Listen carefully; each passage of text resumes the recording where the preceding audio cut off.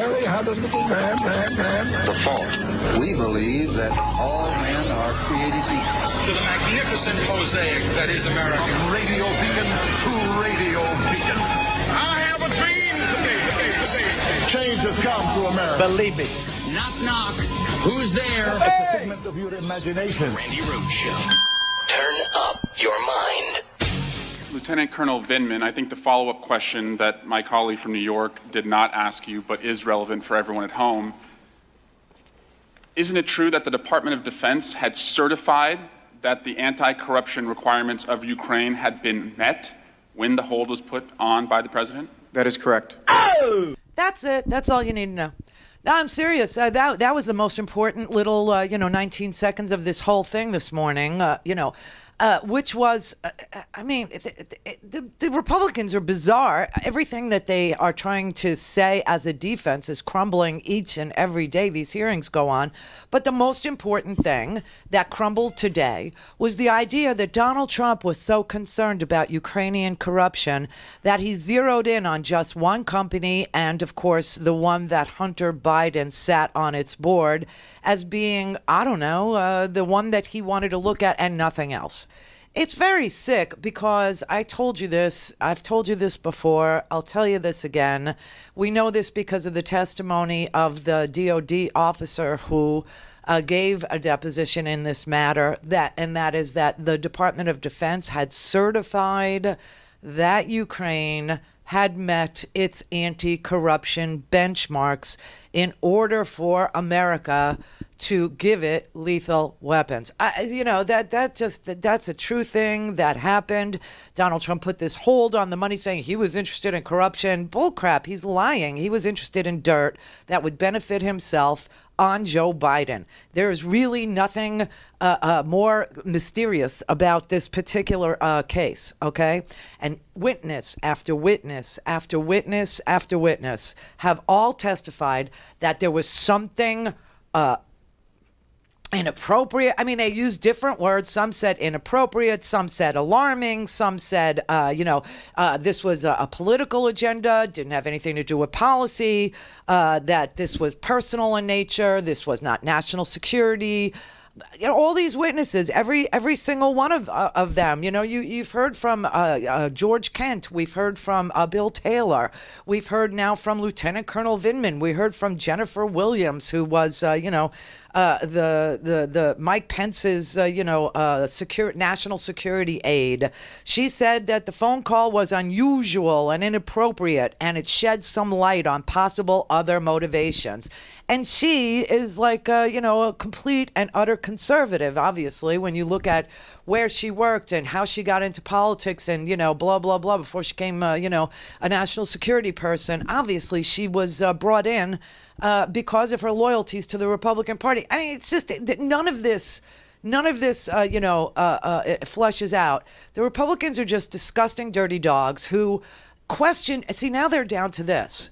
They're down to the facts are the facts, all these different people, and I told you before these impeachment inquiry at public hearings started, that what you were going to hear was a bunch of witnesses who were going to tell the story, the same story, but from different vantage points. Some of them were in Vice President Pence's office. Some of them were working for the White House. Some of them were working for the National Security Council. Some of them were, right? And so everybody would tell the same story, which is amazing, but from different vantage points. People understanding, like Jennifer Williams, she didn't understand what was going on with the White House. She only understood that Mike Pence was supposed to go to the inaugural because Trump didn't want to go, and that before a date was even set for the inaugural, Donald Trump said, Mike Pence is not going. I don't want him to go. And she didn't understand why.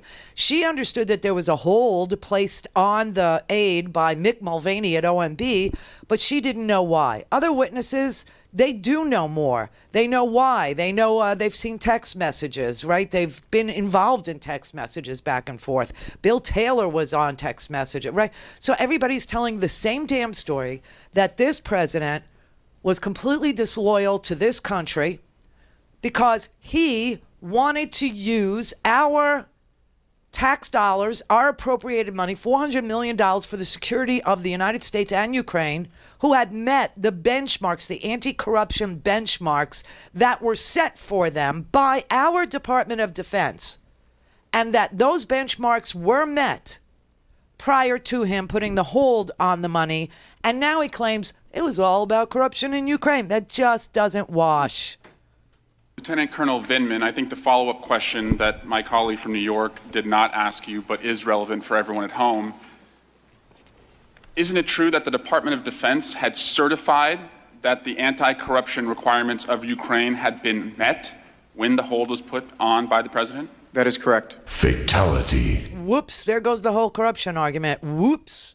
I'm telling you. So what did the Republicans do today? The Republicans asked about why Lieutenant Colonel Vindman is wearing his uniform. They asked about, a joke in the Ukrainian defense ministry about asking Vindman to go work for them. They asked about, are you leakers? Who's the whistleblower? You've been trying to impeach him for 3 years. You didn't follow the chain of command. It's just nobody said bribery. That's because they're fact witnesses. They're not legal scholars. They weren't asked to draw a legal conclusion about what they were hearing. They were only asked what facts could they testify to with firsthand knowledge. That's it. That's all they were asked. Just want to follow up on some of the earlier questions about President Zelensky's statements after this scandal came to light, when he was asked, were you pressured, how'd the phone call go, et cetera. Ukrainians, Mr. Kent, are pretty sophisticated about U.S. politics, are they not? This is the other day. Which one did I want to play? I don't know. Oh, let's do this one. Let's take a look at a couple of excerpts from this call. And right after President Zelensky thanked President Trump for the United States support in the area of defense, President Trump asks President Zelensky for a favor and then raises this theory of Ukrainian interference in the 2016 election. He says in the highlighted portion, I would like you to do us a favor, though, because our country has been through a lot and Ukraine knows a lot about it. I would like you to find out what happened with this whole situation with Ukraine. They say CrowdStrike.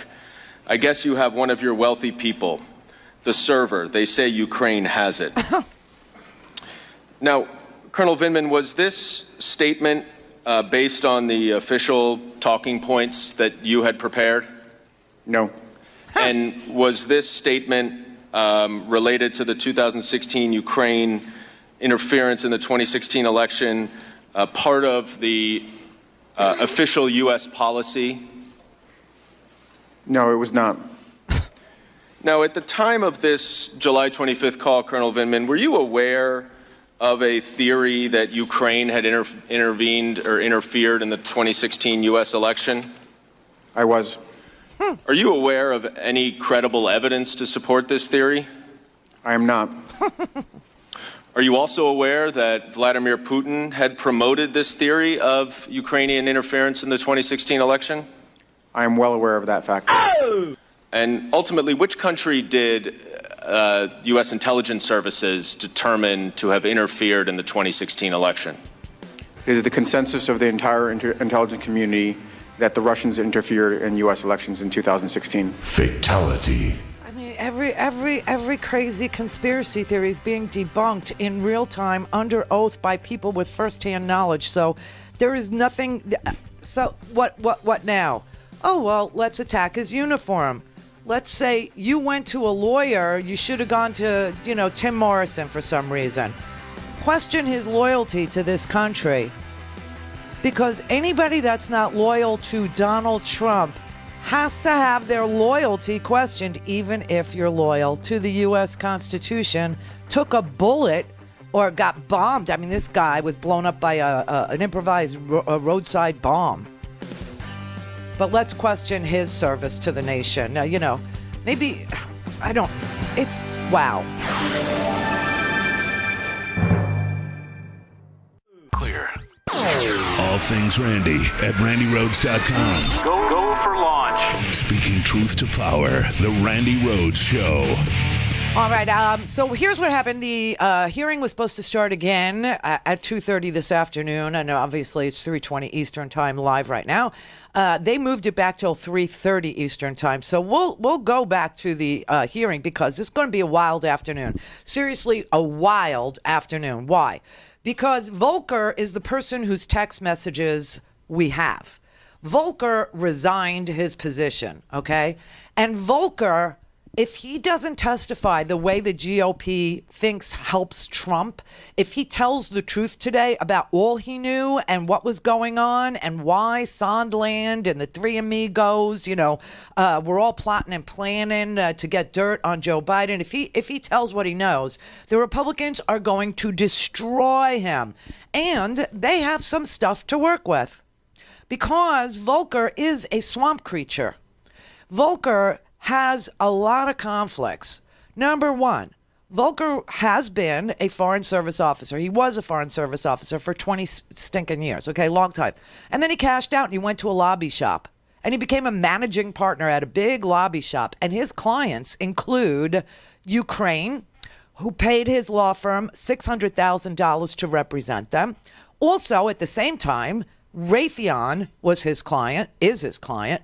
And Raytheon makes the Javelin missile. Interesting, isn't it? What swamp creatures do? And at the same time, he's working in the White House.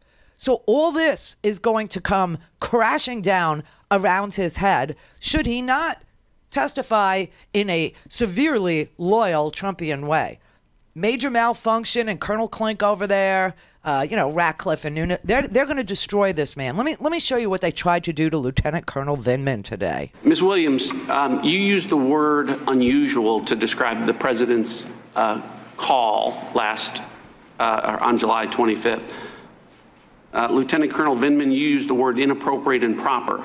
Now, I've word searched each of your transcripts. And the word bribery or bribe doesn't appear anywhere in that. Ms. Williams, you've never used the word bribery or bribe to explain President Trump's conduct, correct? No, sir. Colonel Vindman, you haven't either. That is correct. The problem is, in an impeachment inquiry that the Speaker of the House says is all about bribery, where bribery is the impeachable offense, no witness has used the word bribery to describe President Trump's conduct. None of them. Bribery does involve a quid pro quo. Bribery involves the conditioning of an official act for something of value. An official act may be a White House meeting. An official act may be $400 million in military aid. And something of value to a president might include investigations of their political rival. Hello. The reason we don't ask witnesses that are fact witnesses to make the judgment about whether a crime of bribery has been committed or whether, more significantly, what the founders had in mind when they itemized bribery or other high crimes and misdemeanors is your fact witnesses. It will be our job to decide whether the impeachable act of bribery has occurred. That's why we don't ask you those questions. For one thing, you're also not aware of all the other facts that have been adduced during the investigation. Fatality. I mean, these are soldiers for Trump. This Ratcliffe guy, Nunes guy, Jordan guy. Why don't they wear the Trump Reform School military themed Reform School uniform and just declare themselves soldiers for Trump? Because that is what they are. They are not soldiers for the Constitution. They are not upholding their oath of office. These people are literally sitting there making crap up and feeding it to the public so that they will repeat it. But you don't ask a fact witness to come to a legal conclusion. You ask a fact witness to testify to the facts that they know. That's it. That's why nobody asked, do you think Donald... She said unusual and inappropriate. Every witness said unusual, inappropriate, alarming, jarring, not normal. It was scary, disgusting. This is just so... it's so amazing. This is, Wrong.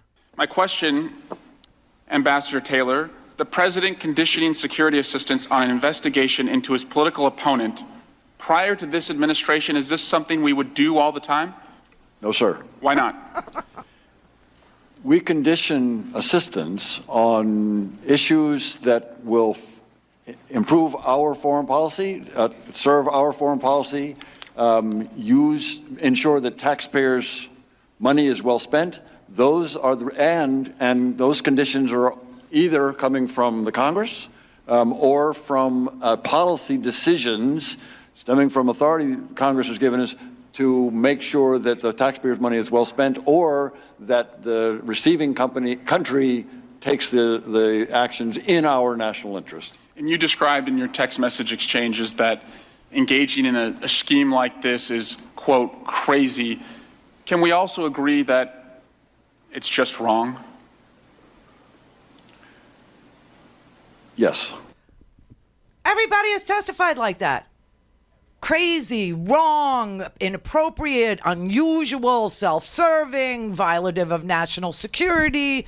I mean, and these Republicans just sit there and, Americans know it's a hoax. This is wrong, blah, blah, blah. It was about corruption. And again, the most important 19 seconds you will ever hear came today. Eric Swalwell asking Lieutenant Colonel Vindman if the Department of Defense had certified that Ukraine had met its anti-corruption benchmarks. Lieutenant Colonel Vindman, I think the follow-up question that my colleague from New York did not ask you, but is relevant for everyone at home, isn't it true that the Department of Defense had certified that the anti-corruption requirements of Ukraine had been met when the hold was put on by the president? That is correct. Oh, for God's sake. So everything else is just it's a ruse. Everything else is distraction.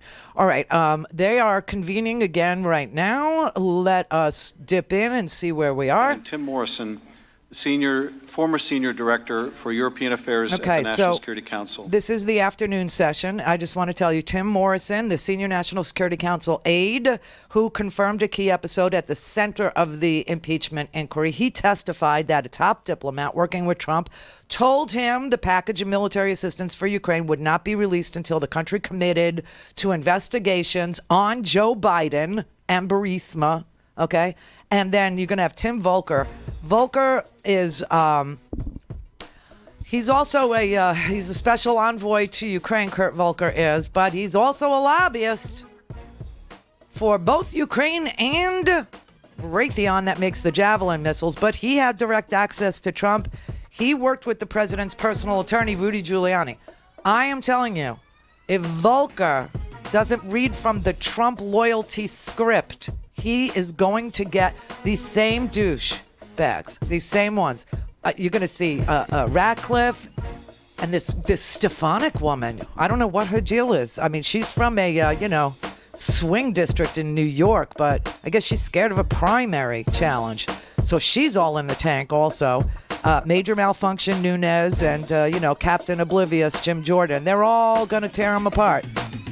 Be right back. Call in, connect. To speak to Randi, call 561-270-3844. 561-270-3844. All right. Here's the afternoon session. This, of course, features the ex-envoy to Ukraine, Kurt Volker, and Tim Morrison, who was Lieutenant Colonel Vindman's superior. They have both resigned. One is an ex-envoy. The other is an ex-NSC aide. And Adam Schiff is reading his opening statement right now. Or giving his opening statement right now is what I should say. Okay, let me see here. Acts, a White House meeting, and $400 million in military aid were conditioned on receipt of what Trump wanted, the investigations to help his campaign. The efforts to secure the investigations would continue for several more days, but appear to have abruptly ended soon after the three committees of Congress announced an investigation into the Trump-Giuliani Ukraine scheme. Only then would the aid be released.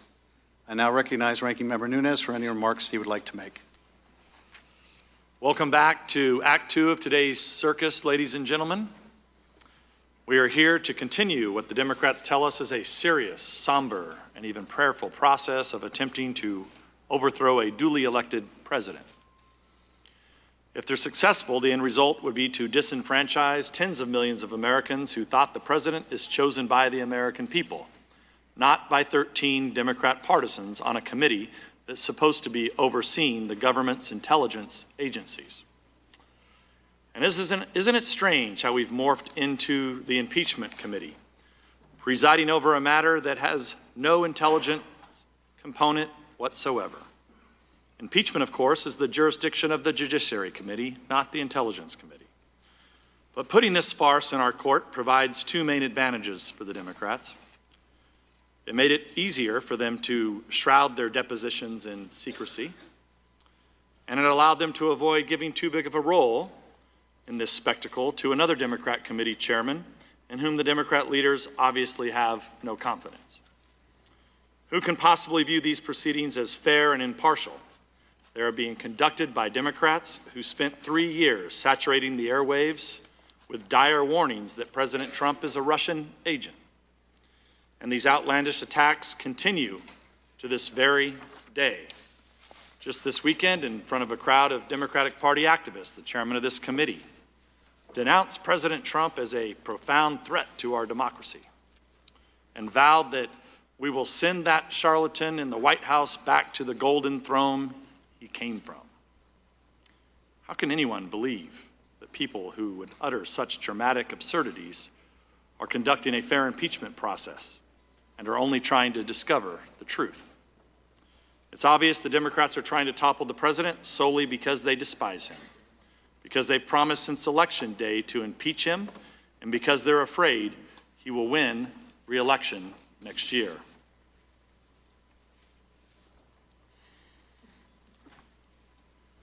No witnesses have identified any crime or impeachable offense committed by the president, but that doesn't matter.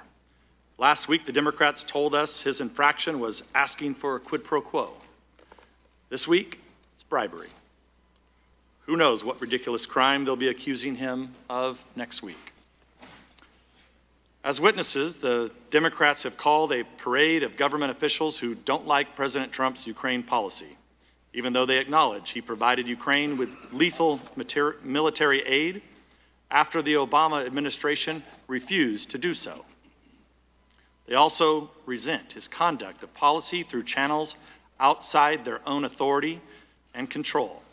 These actions, they argue, contradict the so-called interagency consensus. They don't seem to understand that the president alone is constitutionally vested with the authority to set the policy. The American people elect a president, not an interagency consensus. And of course, our previous witnesses had very little new information to share in these hearings. That's because these hearings are not designed to uncover new information. They're meant to showcase a hand-picked group of witnesses who the Democrats determined through their secret audition process will provide testimony most conducive and conducive to their accusations. In fact, by the time any witness says anything here, people are actually hearing it for the third time. They heard it first through the Democrats' cherry-picked leaks to their media sympathizers during the secret depositions. And second, when the Democrats published those deposition transcripts in a highly staged manner. Of course, there are no transcripts from crucial witnesses like Hunter Biden, who could testify about his well-paying job on the board of a corrupt Ukrainian company, or Alexander Chalupa, who worked on an election meddling scheme with Ukrainian officials on behalf of the Democratic National Committee and the Clinton campaign. That's because the Democrats refused to let us hear from them. As for evidence, what we're left with is the transcript of the Trump-Zelensky phone call, which the president made public. That means Americans can read for themselves an unremarkable conversation with President Zelensky, who repeatedly expressed satisfaction with the call afterward. The Democrats, however, claim President Zelensky was being bribed, and therefore he must be lying when he says the call was friendly and posed no problems. There's some irony here. For weeks, we've heard the Democrats bemoan the damage President Trump supposedly caused to the U.S.-Ukrainian relations. But when the Ukrainian president contradicts their accusations, they publicly dismiss him as a liar. I may be wrong, but I'm fairly sure calling a friendly foreign president, newly elected, a liar violates their so-called interagency consensus. So overall, the Democrats would have you believe President Zelensky was being blackmailed with a pause on lethal military aid that he didn't even know about, that President Trump did not mention to him, and that diplomats have testified they always assumed would be lifted, which it was, without the Ukrainians undertaking any of the actions they were supposedly being coerced into doing. This process is not serious, it's not sober, and it is certainly not prayerful. It's an ambitious attack to deprive the American people of the right to elect a president that the Democrats don't like. As I mentioned, the chairman of this committee claims that democracy is under threat. If that's true, it's not the president who poses the danger. I yield back. Wow. Thank the gentleman. We are joined this afternoon by Ambassador Kurt Volker and Mr. Timothy Morrison. Ambassador Kurt Volker served in the U.S. Foreign Service for nearly 30 years. While he reads the working on European and Eurasian political. The intro and all that, we'll take a quick break. We'll come back and we'll hear from Kurt Volker. We'll hear from Tim Morrison. I tell you, Captain Clueless over there, that Nunes, they're just going to keep repeating this over and over and over again, over and over and over again. That somehow finding out that the president bribed a newly elected Ukrainian president in order to get dirt on his political opponent is something half of America voted for that. That hadn't happened yet. Again, you got to live in like a time warp or an alternative universe to even go there with these major malfunctions. I mean, what world do they live in? This is the Randi Rhodes Show. To speak with Randi, dial 561-270-3844. That's 561-270-3844.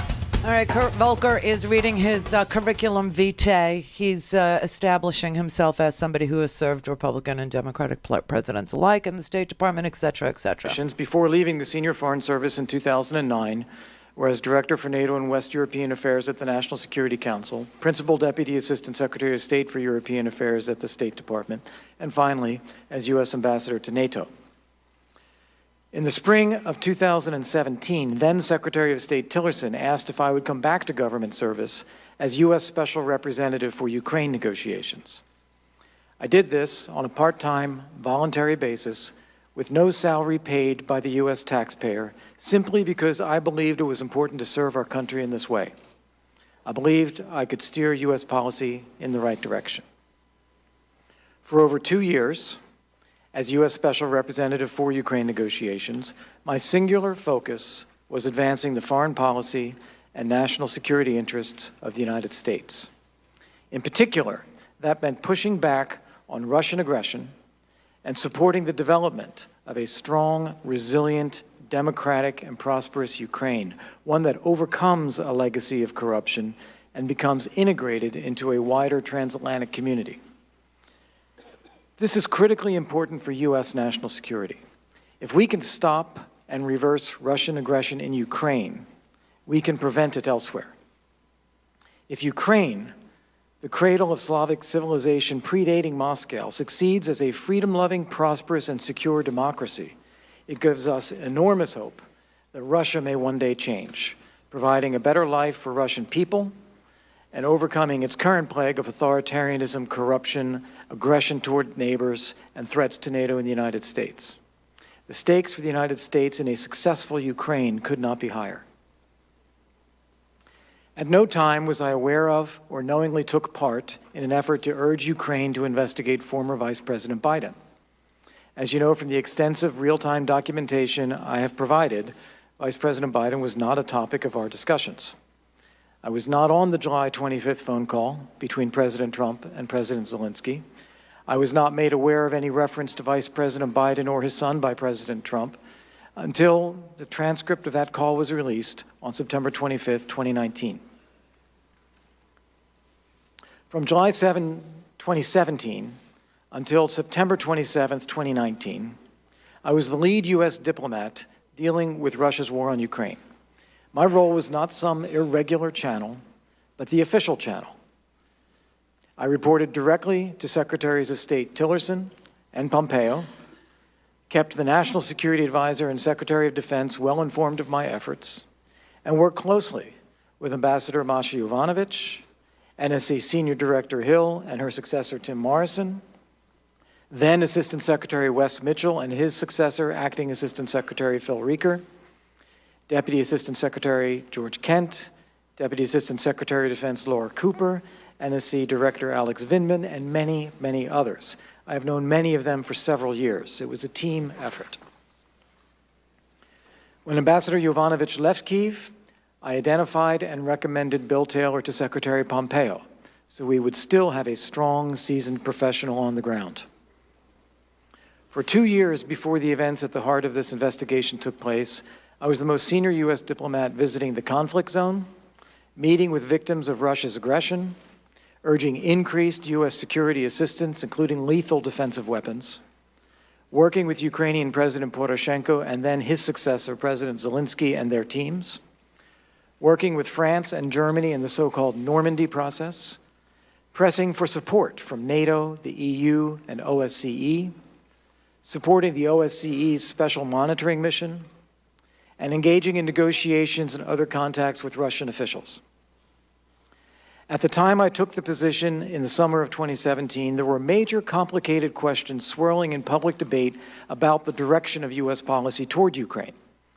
Would the administration lift sanctions against Russia?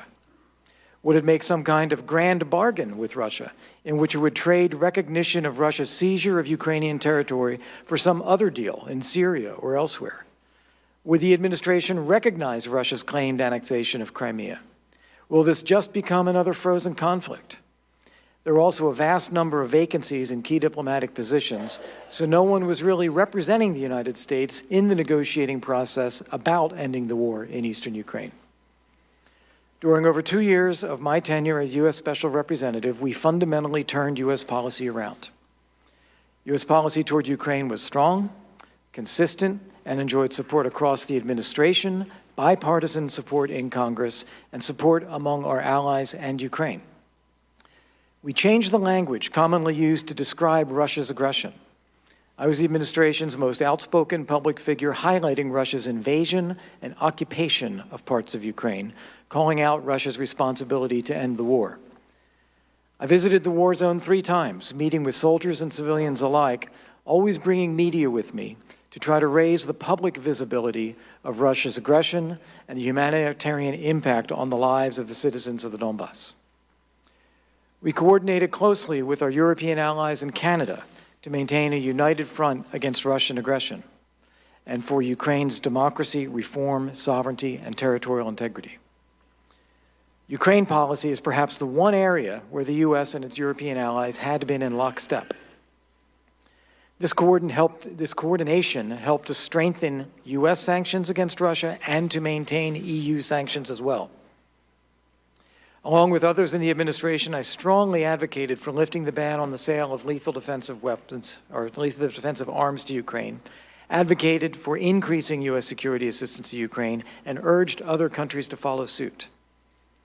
My team and I drafted the Pompeo Declaration of July 25, 2018, in which the Secretary clearly and definitively laid out the U.S. policy of non-recognition of Russia's claimed annexation of Crimea. I engaged with our allies, with Ukraine, and with Russia in negotiations to implement the Minsk agreements, holding a firm line on insisting on the withdrawal of Russian forces, dismantling of the so-called People's Republics, and restoring Ukrainian sovereignty and territorial integrity. Together with others in the administration, we kept U.S. policy steady through presidential and parliamentary elections in Ukraine and worked hard to strengthen the U.S.-Ukraine bilateral relationship under the new president and government, helping shepherd in a peaceful transition of power in Ukraine. So in short, whereas 2 years ago, most observers would have said that time is on Russia's side, by 2019, when I departed, we had turned the tables, and time was now on Ukraine's side. It's a tragedy for the United States and for Ukraine that our efforts in this area, which were bearing fruit, have now been thrown into disarray. One of the critical aspects of my role as U.S. Special Representative was that as the most senior U.S. official appointed to work solely on the Ukraine portfolio, I needed to step forward to provide leadership. If we needed to adopt a policy position, I made the case for it. If anyone needed to speak out publicly, I would do it. When we failed to get a timely statement about Russia's illegal attack on Ukraine's Navy and seizure of Ukraine's sailors, I tweeted about it in order to condemn the act. If a problem arose, I knew it was my job to try to fix it. That was my perspective when I learned in May 2019 that we had a significant problem that was impeding our ability to strengthen our support for Ukraine's new president in his effort to ramp up Ukraine's fight against corruption and implementation of needed reforms.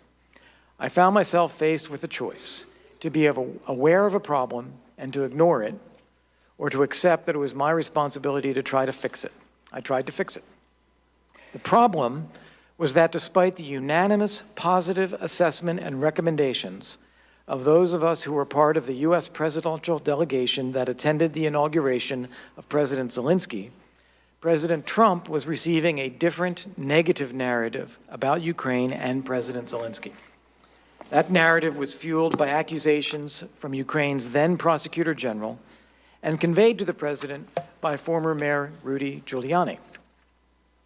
As I previously told this committee, I became aware of the negative impact this was having on our policy efforts when 4 of us, who were part of the presidential delegation to the inauguration, met as a group with President Trump on May 23rd.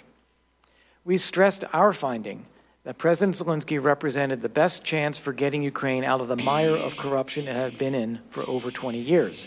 We urged him to invite President Zelensky to the White House. The president was very skeptical. Given Ukraine's history of corruption, that's understandable. He said that Ukraine was a corrupt country full of terrible people. He said they tried to take me down. In the course of that conversation, he referenced conversations with Mayor Giuliani. It was clear to me that despite the positive news and recommendations being conveyed by this official delegation about the new president, President Trump had a deeply rooted negative view on Ukraine rooted in the past. He was receiving other information from other sources, including Mayor Giuliani, that was more negative, causing him to retain this negative view. All right, so Volker is starting to get into the Rudy Giuliani shadow diplomacy effort. This is going to get explosive.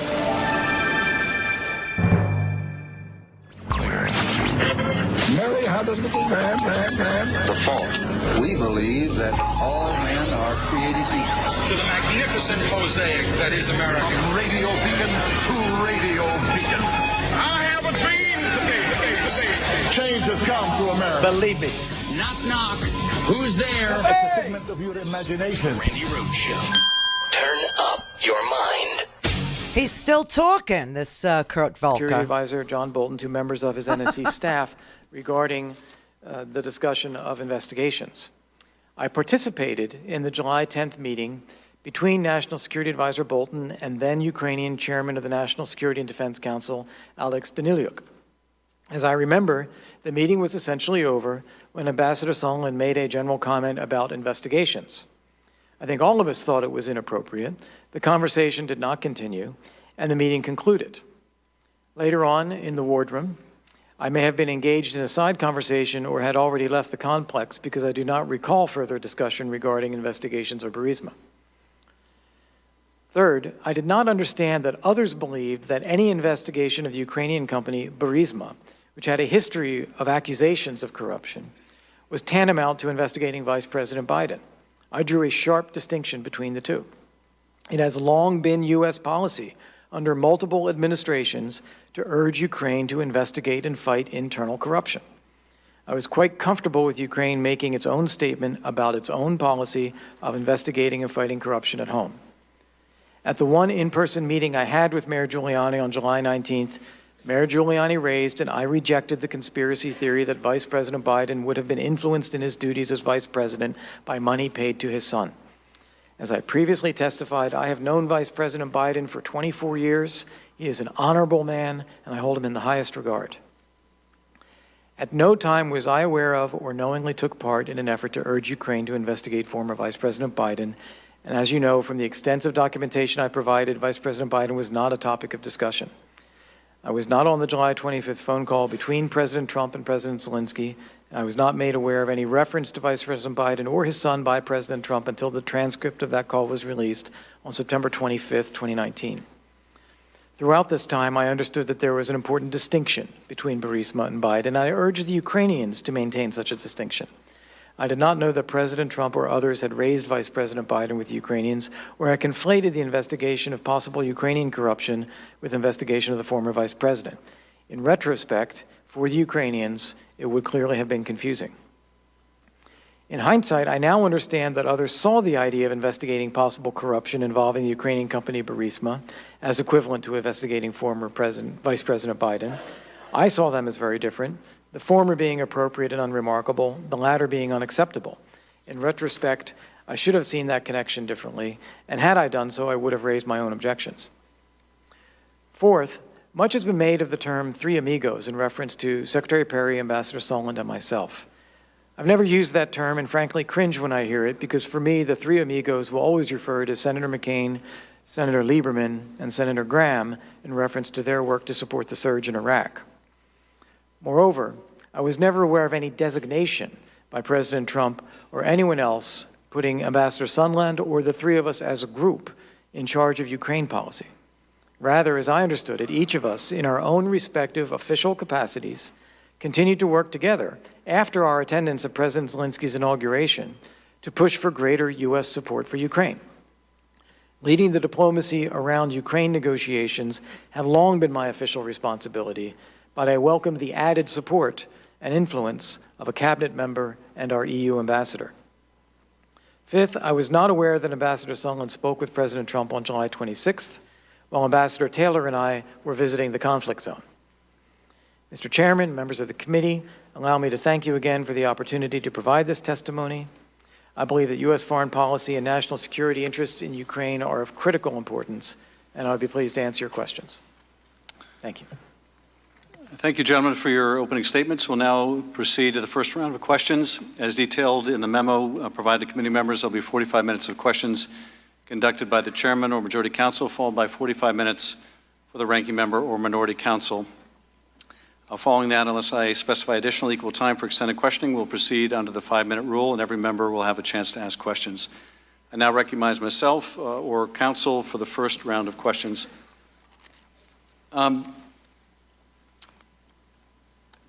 Ambassador Volker, I was going to just yield to the minority counsel, but there are a couple points that you made in your opening statement that I wanted to ask about first.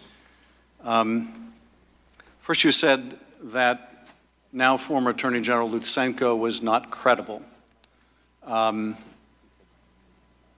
Lutsenko is the author of a number of allegations against Ambassador Yovanovitch, a number of allegations that were shared with John Solomon of the Hill, a number of allegations that have been repeatedly brought up by my Republican colleagues. Why is it that you found Mr. Lutsenko not credible and told Mr. Giuliani so? Thank you, Mr. Chairman. First off, the allegations themselves, including those against Ambassador Yovanovitch, did not appear to me to be credible at all. I know her to be an incredibly competent professional, someone I've worked with for many, many years. The suggestions that she was acting in some inappropriate manner were not credible to me. I've known Vice President Biden for a long time. Those accusations were not credible. And then separate from that, I also was aware of the political situation in Ukraine. We had a situation where President Poroshenko appeared to not be in a favorable position going into the elections, where it was increasingly apparent then candidate Zelensky was going to win. As is often the case in Ukraine, a change in power would mean change in prosecutorial powers as well. And there have been efforts in the past at prosecuting the previous government. I think Mr. Lutsenko, in my estimation, and I said this to Mayor Giuliani when I met with him, was interested in preserving his own position. He wanted to avoid being fired by a new government in order to prevent prosecution of himself, possible prosecution of himself. Possibly also this is something that President Poroshenko would have welcomed as well, because he probably would have avoided any efforts to prosecute President Poroshenko as well. So by making allegations like this and making sure they were reaching U.S. media, I think that Mr. Lutsenko was trying to make himself appear to be an important and influential player in the United States. Ambassador, let me also ask you about the allegations against Joe Biden, because that has been a continuing refrain from some of my colleagues as well. Why was it you found the allegations against Joe Biden related to his son or Burisma not to be believed? Simply because I've known former Vice President Biden for a long time. I know how he respects his duties of higher office, and it's just not credible to me that a Vice President of the United States is going to do anything other than act as how he sees best for the national interest. And finally, Ambassador, before I turn it over, I was struck by something you said on page 8 of your statement, which reads, "In hindsight, I now understand that others saw the idea of investigating possible corruption involving the Ukrainian company Burisma as equivalent to investigating former Vice President Biden. I saw them as different, the former being appropriate and unremarkable, the latter being unacceptable. In retrospect," you said, "I should have seen that connection differently, and had I done so, I would have raised my own objections." What is it now, Ambassador, in retrospect, that you recognize that you didn't at this time, that leads you to conclude that you would or should have raised these objections? Yeah. That others did not see the distinction between these things as I saw it. As I said, there is a history of corruption in Ukraine. There's a history with the company of Burisma that's been investigated. That is well known. There is a separate allegation about the Vice President acting inappropriately. His son was a board member of this company, but those things I saw as completely distinct. All right, so Volker is, attesting to the honesty and dedication of Joe Biden as our vice president, and to the non-credible nature of Yuri Lutsenko, Mr. Lutz, who I told you Rudy was relying on, and we had testimony this morning also that showed that Yuri Lutsenko was not credible, and also we had the ambassador Yovanovitch say the same thing. At RandiRhodes.com. Go for launch. Speaking truth to power, the Randi Rhodes Show.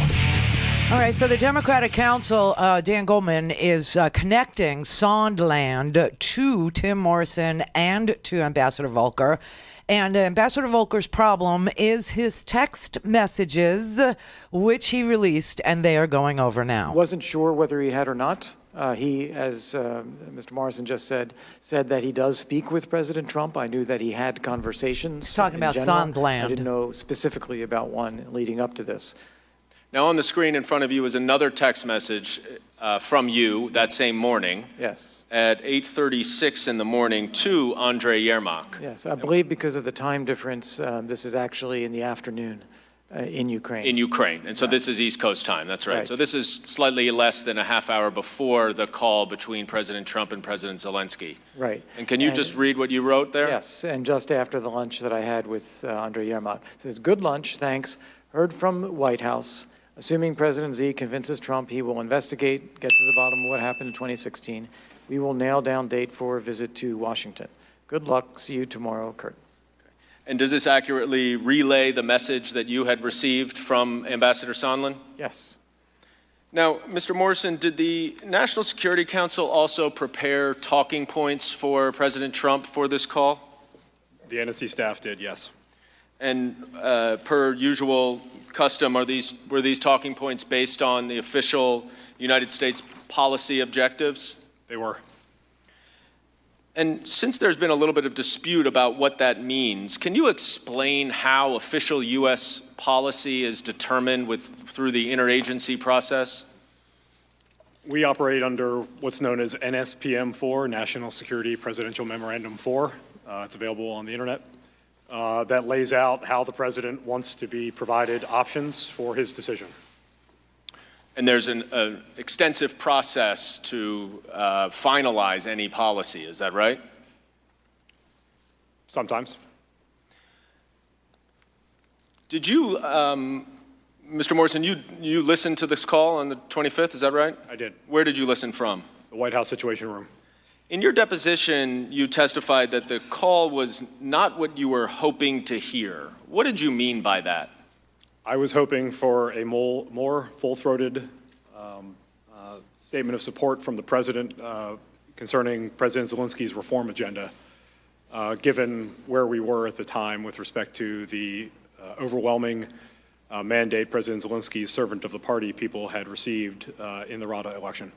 And that Rada, which is the Ukrainian parliament, that election had occurred 4 days earlier? Sounds right. And President Zelensky's party won in a landslide, is that right? They received more than a majority in their own right.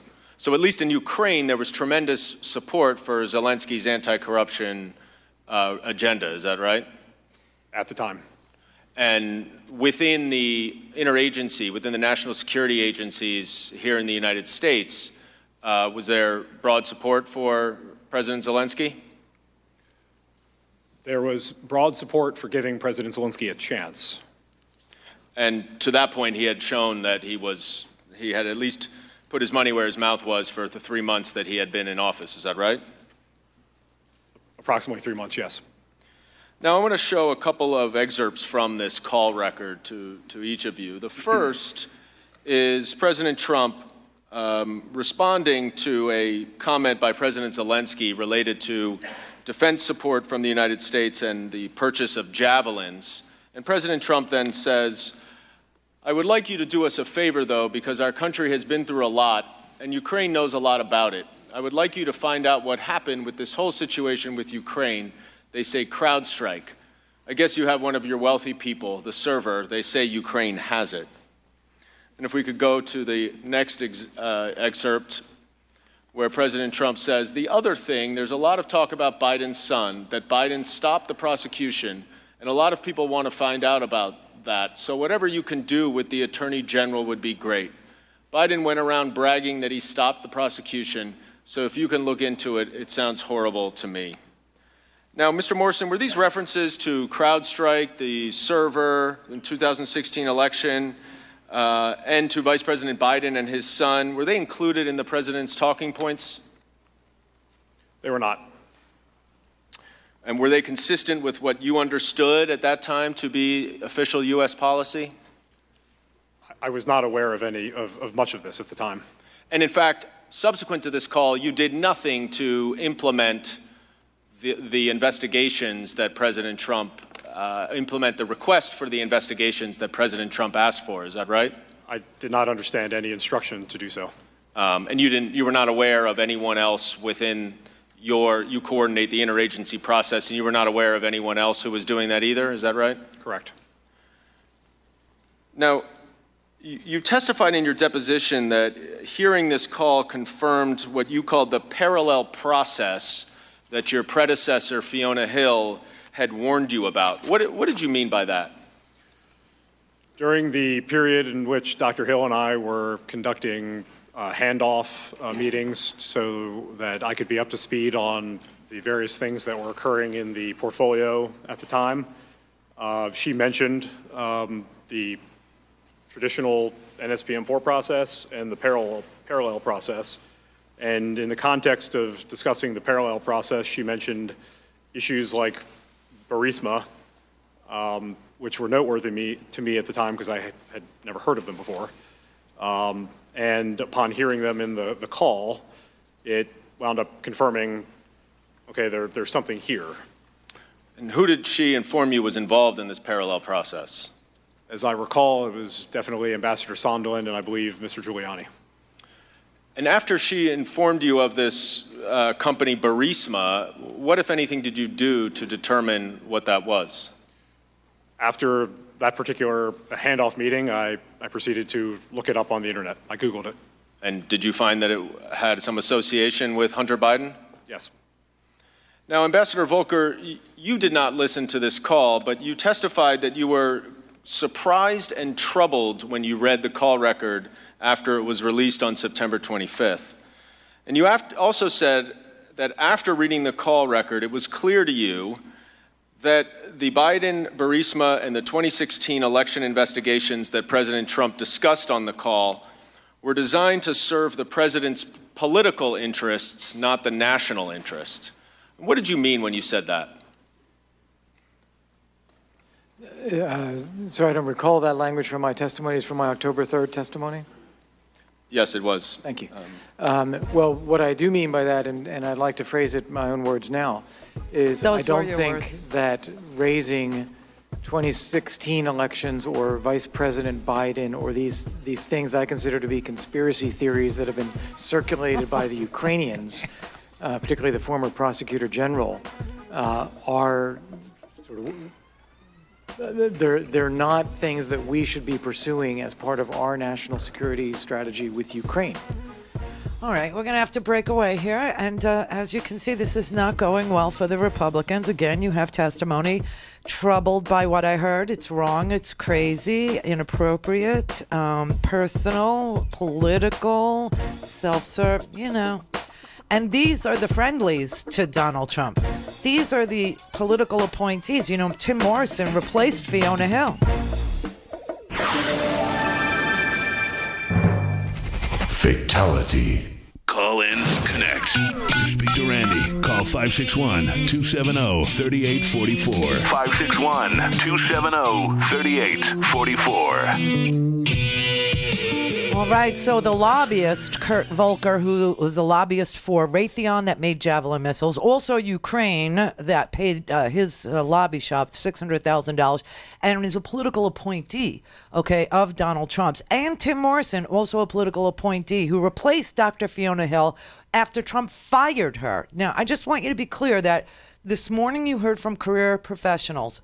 This afternoon you're hearing from political appointees, all right? And the connection has been made between these political appointees and Ambassador Sondland, the mega donor, through their text messages to the point where Kurt Volker had to amend his previous testimony today to say, oh yeah, Burisma and Biden were the same thing. They were linked to Donald Trump's hold on the White House meeting and hold on the military aid. Well, desperately wanted that Oval Office meeting for President Zelensky, correct? That is correct. And you also wanted that for President Zelensky, is that right? That is correct. Why was that Oval Office meeting so important to President Zelensky? I think that he felt that he was not well understood by President Trump.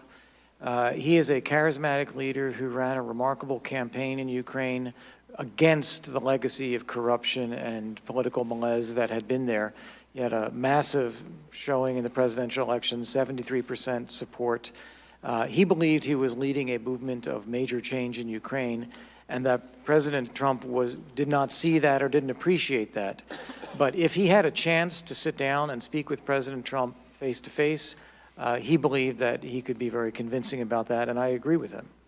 That certainly was your assessment, right? It was my assessment, and I believe it was also what President Zelensky believed. And certainly that you understood from your experience in Ukraine that there would be a significant boost in legitimacy at home for President Zelensky if there were photos of him in the Oval Office, et cetera, right? Yes, that is correct.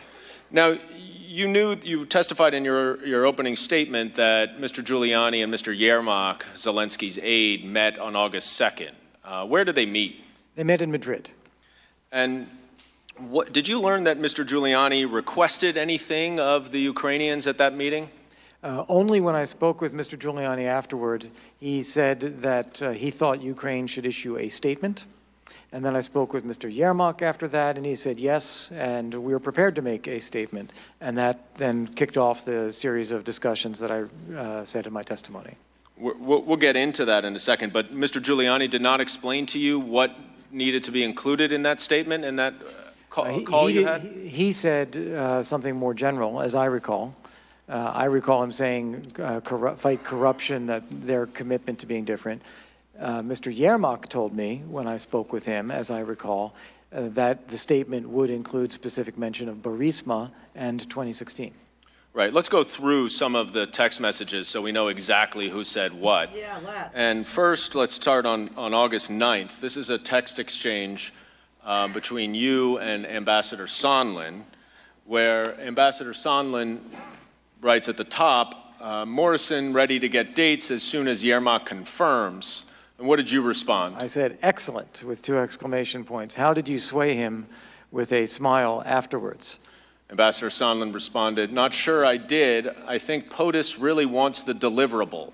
And what did you say to that? But how does he know that? And Ambassador Sondland says, yep, clearly lots of convos going on. Now, Mr. Morrison, you're referenced in this text message. Had you discussed confirming a date for a White House visit for President Zelensky with Ambassador Sondland around this time? I likely would have. And did you have any discussions with him about a statement that Ukraine that they were trying to get Ukraine to make? I did not. Were you aware that? Do you yourself know what Ambassador Sondland meant by the deliverable? I did not at the time. I think I have an understanding now. And what is the understanding now? There seems to have been discussions about a statement, various drafts of which have been discussed in various proceedings. Okay. But this, to your knowledge, was part of that parallel process you were talking about? Yes. If we can now go to the next exhibit, which is another text exchange just a few minutes later between Ambassador Sondland and you, Ambassador Volker, where Ambassador Sondland says, to avoid misunderstandings, might be helpful to ask Andre for a draft statement embargoed so that we can see exactly what they propose to cover. Even though Zelensky, does a live presser, they can still summarize in a brief statement. Thoughts? And how did you respond? Agree. And this relates to the statement that Mr. Giuliani wanted, is that right, Ambassador Volker? It relates to the statement that he and Mr. Yermak had discussed. Right.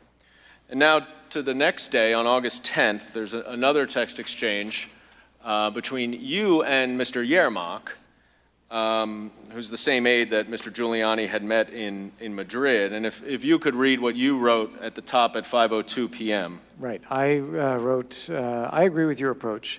Let's iron out statement and use that to get date, and then President Zelensky can go forward with it. And Mr. Yermak responds, once we have a date, we will call for a press briefing announcing upcoming visit and outlining vision for the reboot of U.S.-Ukraine relationship, including, among other things, Burisma and election meddling in investigations. And what did you respond? Sounds great. Now, the date that he's referring to, that is the date for the White House visit? That's correct. Now, 2 days later, on August 12th, you receive another text message from Mr. Yermak, which reads, special attention should be paid to the problem of interference in the political processes of the United States, especially with the alleged involvement of some Ukrainian politicians. I want to declare that this is unacceptable. We intend to initiate and complete a transparent and unbiased investigation of all available facts and episodes, which in turn will prevent the recurrence of this problem in the future. Now, Ambassador Volker, this was a draft, was it not, of the statement that you and Mr. Giuliani and Mr. Yermak and Ambassador Sondland had been discussing? This is the first draft of that from Mr. Yermak after the conversations that we had. And it does not mention Burisma or the 2016 election interference, correct? It does not. And you testified in your deposition that you and Ambassador Sondland and Mayor Giuliani had a conversation about this draft after you received it. Is that right? That is correct. And Mr. Giuliani said that if the statement did not include Burisma and 2016 election, it would not have any credibility. Is that right? That's correct. Now, this was the same Rudy Giuliani that President Trump was discussing in that May 23rd meeting and asked you to talk, you and the others to talk to, correct? That is the same Mr. Giuliani. And even at that point, on May 23rd, you were aware of these investigations that he was publicly promoting, correct? I knew that he had adopted or was interested in all of those conspiracy theories that had come from Lutsenko. Oh, my God. All right. So, you can see that Ukraine is trying to play ball with the United States in some way. But, of course, Rudy Giuliani, Volker, and Tim Morrison, who are all on this text with Sondland, no, not good enough. We need Biden. We need the 2016 election. We need Ukraine to take the blame for the interference in the 2016 election. We need conspiracy theories, and we need them public. This is the Randi Rhodes Show. To speak with Randi, dial 561-270-3844. That's 561-270-3844. Oh, this is really stunning, really. So I paused it because you have to hear this this questioning that's being done by the Democratic counsel, Dan Goldman, who is destroying Volker's claim and Tim Morrison's claim that they weren't aware about Burisma and the Bidens being the condition, the investigation into them, and the condition that Ukraine say that they have the CrowdStrike server, and that they were the ones that interfered in the 2016 election. That was a condition. And there's text messages where they're writing the draft for Zelensky to say on the TV. Now, isn't it also true, though, that you had authority to restrict access on the regular system if you wanted to? I believe I could have instructed the appropriate staff to do so, yes. So why did you go to the NSC legal advisor to recommend that? Well, I was also concerned that based on the participants in the listening room that day, I did not then, and I do not now, recall any representatives from the NSC legal advisor's office, as they were often on head of state calls, but not always. And I wanted to make sure that John Eisenberg, as the legal advisor, and his deputy were aware to review this particular transcript. And you wanted them to review it because you were concerned about the potential political consequences, not because of anything was wrong? Correct. And political consequences was an umbrella term I used in my statement to describe a series of effects I feared about what would happen if and when the content of the transcript or the content of the MEMCON leaked. So just to make sure I understand this correctly, Mr. Morrison, you heard the call. You recognized that President Trump was not discussing the talking points that the NSC had prepared based on official U.S. policy, and was instead talking about the investigations that Fiona Hill had warned you about. And then you reported it immediately to the NSC legal advisor. Is that the correct chain of events here? That's correct. Now, Ambassador Volker, in the July 25th call, President Zelensky volunteers to President Trump that Rudy Giuliani had already spoken with one of his associates and that President Zelensky hopes Giuliani will come to Ukraine. Then in response, President Trump proceeds to mention Mr. Giuliani on 3 separate occasions during this call. You testified about a May 23rd meeting in the Oval Office where the president spoke quite negatively about Ukraine and how it would try to take him down, and that he also repeated some of the allegations that Mr. Giuliani was making. Is that correct? Yes. Okay. And those allegations were in the media, were they not? Yes. And during that meeting, President Trump told you and Ambassador Sondland and Secretary Perry to talk to Giuliani. Isn't that correct? I didn't take it as an instruction. I want to be clear about that. He said, that's not what I hear. When we were giving him our assessment about President Zelensky and where Ukraine is headed, that's not what I hear. I hear terrible things. He's got terrible people around him. Talk to Rudy. And I understood in that context him just saying that's where he hears it from. I didn't take it as an instruction. So when he said talk to Rudy, you didn't take it for him to mean for you to talk to Rudy? No, I didn't take it that way. I took it as that just part of the dialogue that I hear other things. I hear them from Rudy Giuliani, I hear them from other people. That's not what's going on. He's surrounded by terrible people. Talk to Rudy. You know, it just seemed like part of the dialogue. Well, after that meeting, did you in fact talk to Rudy? After that meeting, not immediately, no. Remember, this was May 23rd. And we continued to proceed with our effort to get the White House visit for President Zelensky scheduled and to keep ramping up our support for the new Ukrainian president and ultimately the new Ukrainian government. I did, however, on July 2nd, as I was becoming concerned that we were not succeeding at this, tell President Zelensky, I think we have a problem, and that problem being this negative feed of information from Mr. Giuliani. And ultimately, I think as you testified in your opening statement, you introduced Mr. Yermak to Mr. Giuliani, and they eventually met. Is that right? That is correct.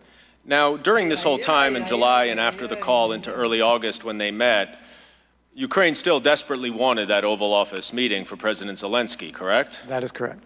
And you also wanted that for President Zelensky, is that right? That is correct. Why was that Oval Office meeting so important to President Zelensky? I think that he felt that he was not well understood by President Trump. He is a charismatic leader who ran a remarkable campaign in Ukraine against All right, I'm going to fast forward here. And Mayor Giuliani had a conversation about this draft after you received it, is that right? That is correct. And Mr. Giuliani said that if the statement did not include Burisma and 2016 election, it would not have any credibility. Is that right? That's correct. Now, this was the same Rudy Giuliani that President Trump was discussing in that May 23rd meeting and asked you to talk, you and the others to talk to, correct? That is the same Mr. Giuliani. And let's go to the next day where there was another text exchange. And at the top, could you just read the first text there? It says, "Hi, Andre, good talking. Following is text with insert at the end for the 2 key items. We will work on official request." And then you'll see the highlighted portion of the next text. The other is identical to your previous one, and then it just adds including these involving Burisma and the 2016 elections. Is that right? That is correct. And that was what Mr. Giuliani insisted on adding to the statement? That's what he said would be necessary for that to be credible. Oh! And the Ukrainians ultimately did not issue this statement, is that right? That is correct. And President Zelensky ultimately did not get the Oval Office meeting either, did he? Not yet. Now, not yet. I want to move forward to September, in early September, when the security assistance begins to more overtly be used as leverage to pressure the Ukrainians to conduct these investigations that President Trump wanted. Mr. Morrison, you accompanied Vice President Pence to Warsaw when he met with President Zelensky, is that right? I was in Warsaw when the Vice President was designated as the President's representative. I was accompanying Ambassador Bolton. Understood. But you were at the bilateral meeting with the Vice President and President Zelensky, correct? I was. And in that meeting, were the Ukrainians concerned about the hold on military assistance, rather? Yes. What did they say? It was the first issue that President Zelensky raised with Vice President Pence. Oh, God. They were very interested. They talked about its importance to Ukraine, its importance to the relationship.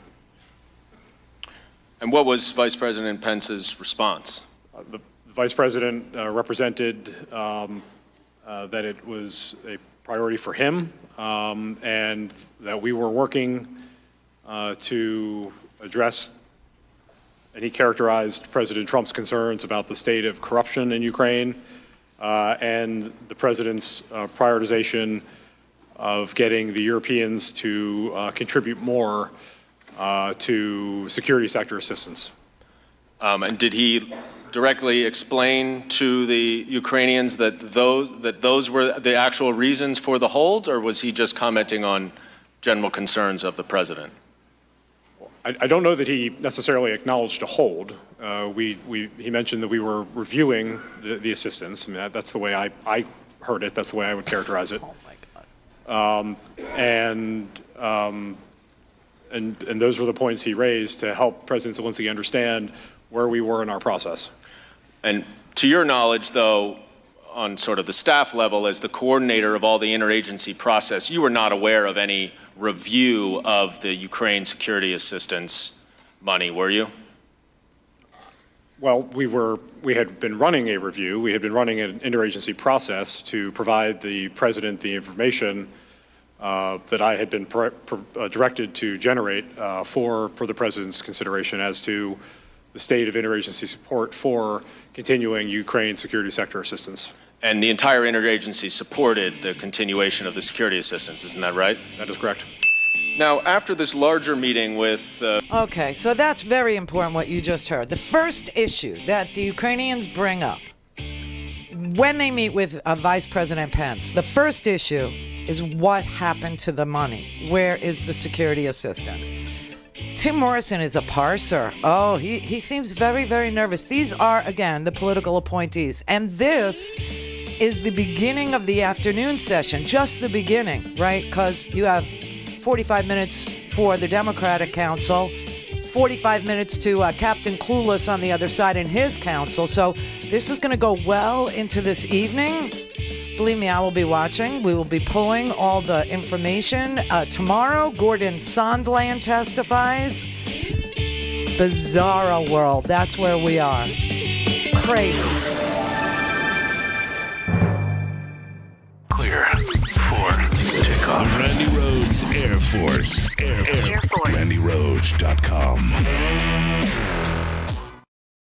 Whether you're listening to me, Mark Levine, every Thursday, or me, Leslie Marshall, each Tuesday, Wednesday, and Friday, you can hear us from 3 to 4 p.m. Eastern Time on the Progressive Voices Network. Here's a sample of what you'll hear. Congressman Khanna represents California's 17th congressional district. A lot of people out there, when they hear about health care and they hear about a state-based universal health care act, I mean, this would be a landmark act and also a landmark step. Would this be the first step toward a national Medicare plan for all? And is that the plan in doing this? It would be a complementary approach. When you look at single payer in Vermont, one of the reasons it didn't work is the costs, the numbers didn't add up. That is because Vermont was not allowed to take the federal money for Medicare and Medicaid and use it for single payer. In California itself, it would be $360 billion if California could use Medicare and Medicaid money to do single payer. And we've seen in Canada, it started in a province, and that led to single payer. So the idea here is to allow laboratories to innovate and to be able to do single payer, and then that can give the impetus for the federal government. So many people have questions when it comes to health care because even when you look at the array of Democratic candidates running or hoping to, be the Democratic nominee for president in the 2020 election, you hear different things. You hear Bernie Sanders talk about Medicare for all. You hear Elizabeth Warren echoing some of his sentiments. But then, to your point, people point at them and say, how are you going to pay for it? You were talking about Vermont.